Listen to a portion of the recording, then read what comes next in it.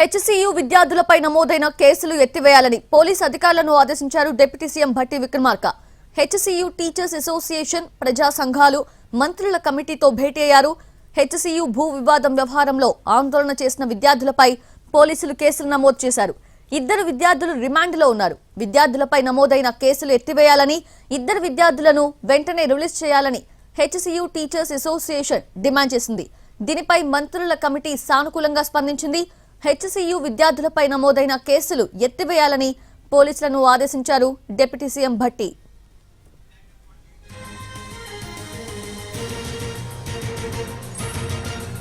ఇదే అంశానికి సంబంధించి లేటెస్ట్ అప్డేట్స్ అందించేందుకు సుధీర్ సిద్ధంగా ఉన్నారు.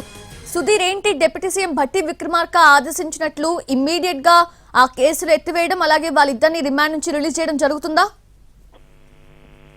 కంచె గచ్చిబౌలి భూముల వ్యవహారంలో ఇద్దరు విద్యార్థుల మీద విద్యార్థుల మీద కేసులు నమోదయ్యాయి.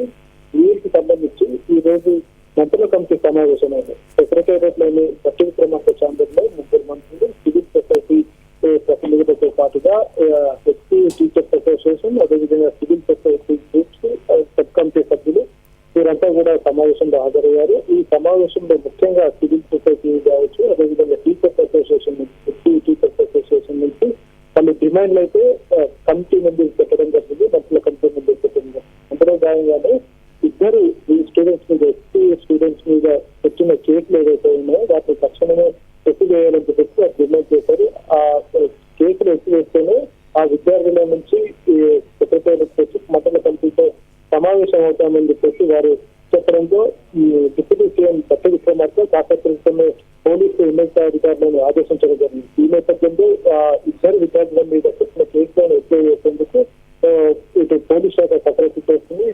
1-2 రోజుల్లోనే ఇందుకు సంబంధించిన ఒక సానుకూలమైన వార్తలు వస్తాయని చెప్పేసి అయితే తెలిసింది. కాసేపటి జరిగిన ఈ మంత్రుల కమిటీ సమావేశంలో కేసులు ఎత్తివేతతో పాటుగా కంచె గచ్చిబౌలి భూములకు సంబంధించి ఒక ప్రకటన చేయాలని చెప్పేసి కూడా ఇటు సివిల్ సొసైటీ, అదేవిధంగా టీచర్స్ అసోసియేషన్ డిమాండ్లను వారి ముందు పెట్టడం జరిగింది. ఈ డిమాండ్ల మీద ప్రభుత్వంతో కూలంకషంగా చర్చిస్తామని చెప్పేసి చెప్పింది.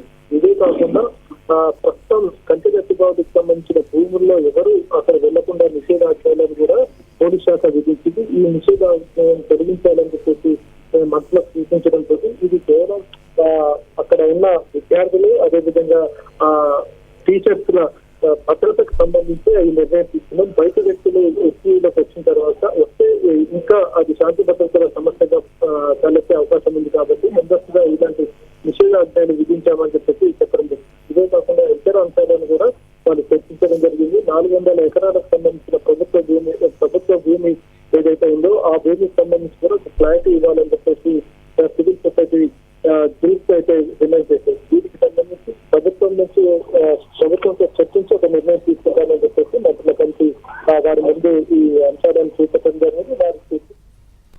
Right Sudheer, thank